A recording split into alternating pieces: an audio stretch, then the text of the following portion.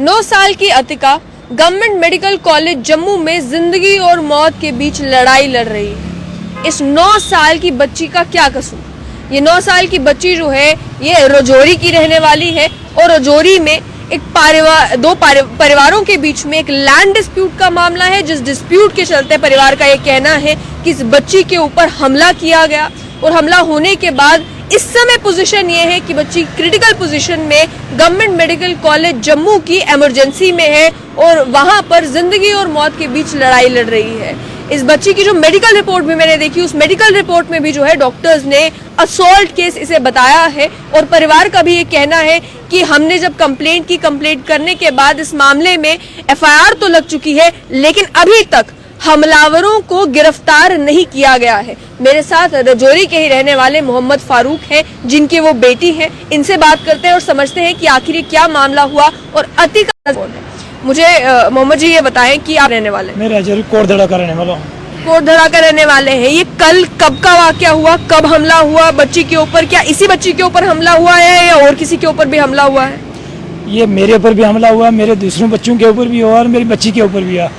कल 6 तारीख 5:30 बजे ये हमला हुआ। मैं अपने राशि मकान के ऊपर काम कर रहा था, वहाँ पर अचानक आ गया अंधाधुंध पथराव, लाठी और डंडू से मुझे मारना शुरू कर लिया, जिसमें मुझे ये चोटें भी आई हैं। मेरी ये टांग जो है ये इसकी ये कंडीशन है, ये अच्छा, और ये कंडीशन है और ये मेरे जो पीठ में लगी हुई पीठ में जो लगी हुई वो ये है, ये हालत मेरी पीठ में जो लगी हुई है ये, और मेरी टांग पे जो लगी हुई वो ये लगी हुई।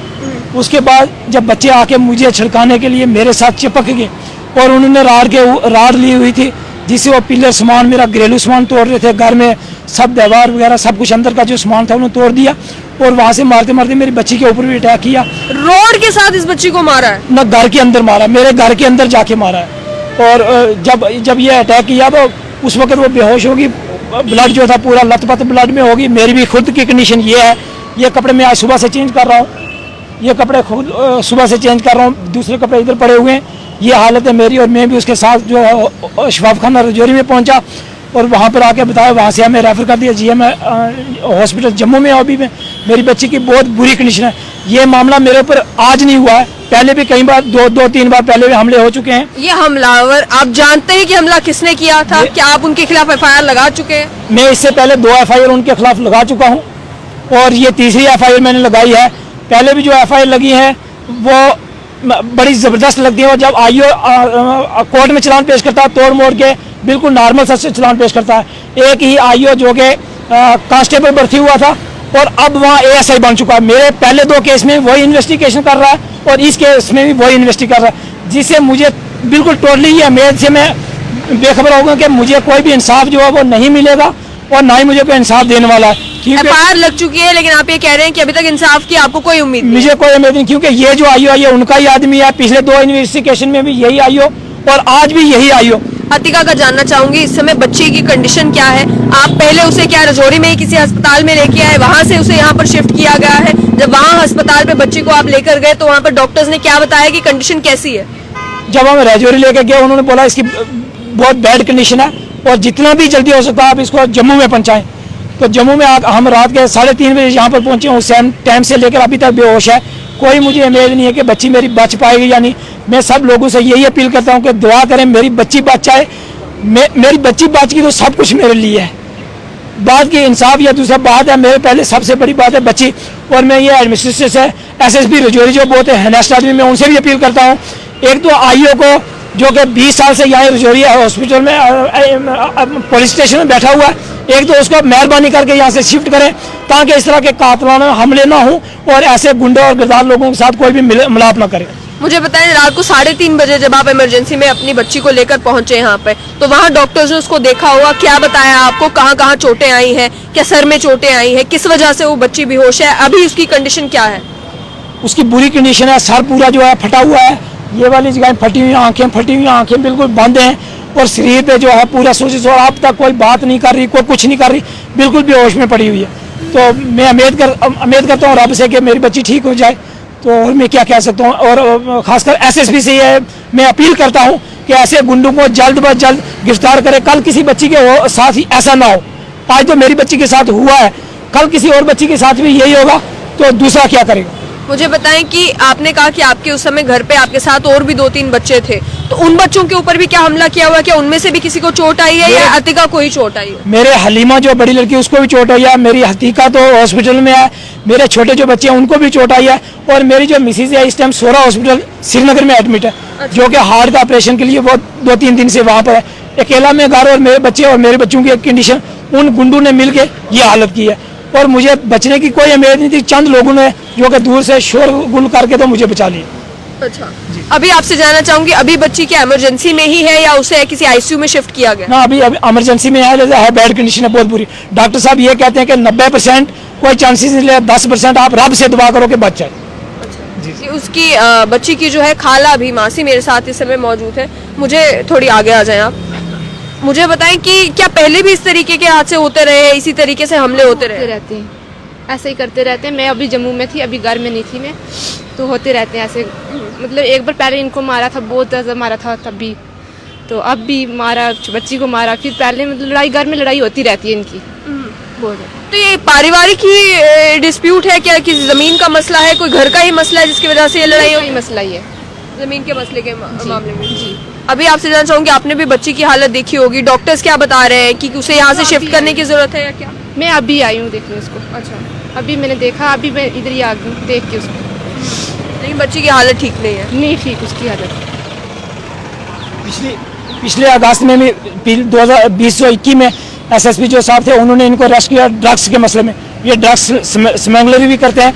अभी इस पिछले महीने में इनको लाम बवानी एक चौकी है पुलिस स्टेशन ऐसे डीएसपी नशहरा के, वहाँ लाम बॉर्डर से इनको अरेस्ट किया एसएसपी रजौरी साहब ने, और वहाँ पर एसओजी के अंदर इन्वेस्टिगेशन चली और इन आदमी को वहाँ पर 10 दिन जो अरेस्ट रखा।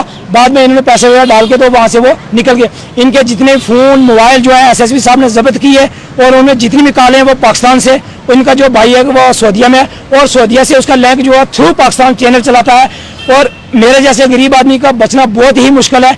इन आदमी की अगर इन्वेस्टिगेशन किया जाए, इनकी बैकग्राउंड में जाए, ये सभी जो आदमी हैं यहाँ के डिफेंस, यहाँ के बड़े बड़े ऑफिसरों के डॉक्यूमेंट यहाँ के जितने भी हैं सऊदीया में बेचते हैं, और सऊदीया से सीधा पाकिस्तान में जो है यहाँ का सप्लाई जो है वहाँ बेचते हैं।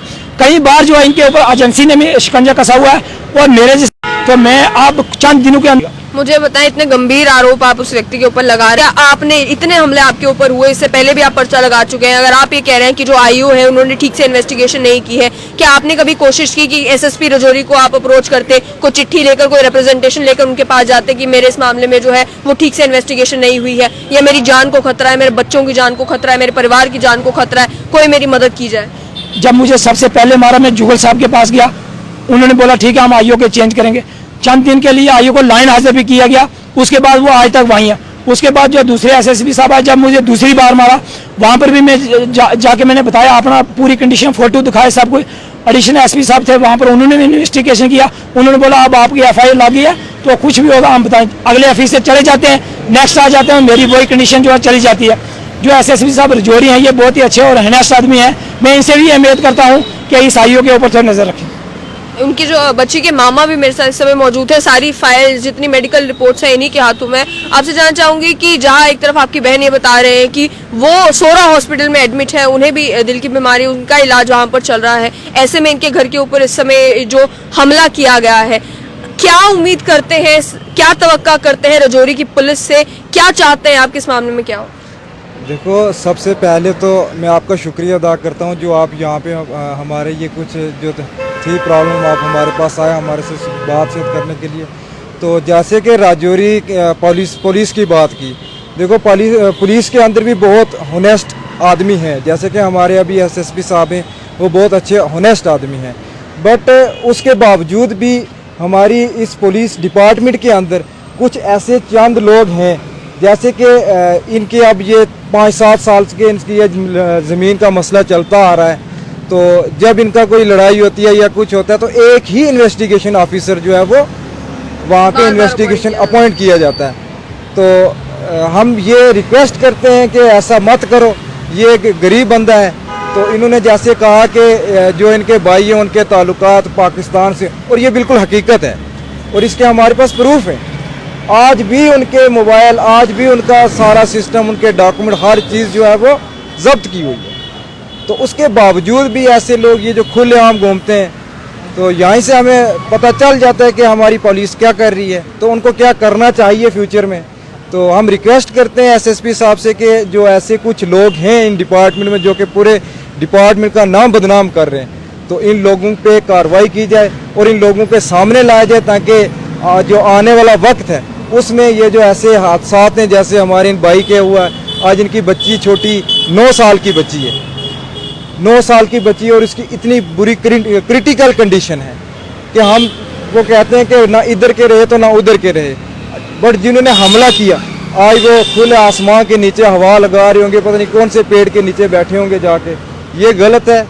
तो हम तो ये तवक्को लगा के बैठे हुए थे कि चलो हमारी बच्ची के साथ हुआ है, बट जिन्होंने ये किया है वो अरेस्ट होंगे, बट अभी तक ऐसा कुछ नहीं हुआ। आखिर मैं आपसे जानना चाहूंगी कि जब रात को बच्ची को लेकर अस्पताल पहुंचे, अस्पताल में किस तरीके की व्यवस्था है? क्या अस्पताल में किसी दिक्कत का सामना आपको करना पड़ा, लेकिन या अस्पताल में जो है वो ठीक से बच्ची का इलाज चल रहा है? देखो, सबसे पहले जब इसको हम राजौरी जीएमसी लेके गए, तो वहाँ पे हमारा जीएमसी जो राजौरी वो एक नाम का जीएमसी है, वहाँ पे कुछ भी नहीं है, टोटली नथिंग, कुछ भी नहीं है वहाँ पे। कर रहे हैं, कुछ वजह होंगी तभी, तो चलो वो शायद वो खुद ही जानते होंगे, वो खुद करेंगे। तो बाकी यहाँ जीएमसी जम्मू की बात रही, यहाँ की मैनेजमेंट बहुत अच्छी थी, इन्होंने अच्छे से हमारे से कोऑपरेट किया। 2:30 बजे हम यहाँ पे पहुँचे, और इवन कि मैंने यहाँ पे एक चीज़ देखी कि जो पीजी या यूजी के स्टूडेंट हैं वो पेशेंट के साथ खुद जाते हैं कि आपने कौन सा टेस्ट कहाँ से करवाना, कौन सा कहाँ से, ये बहुत अच्छी चीज़ हमें लगी। और उन्होंने अच्छे से मतलब बच्ची का जो ट्रीटमेंट है वो स्टार्ट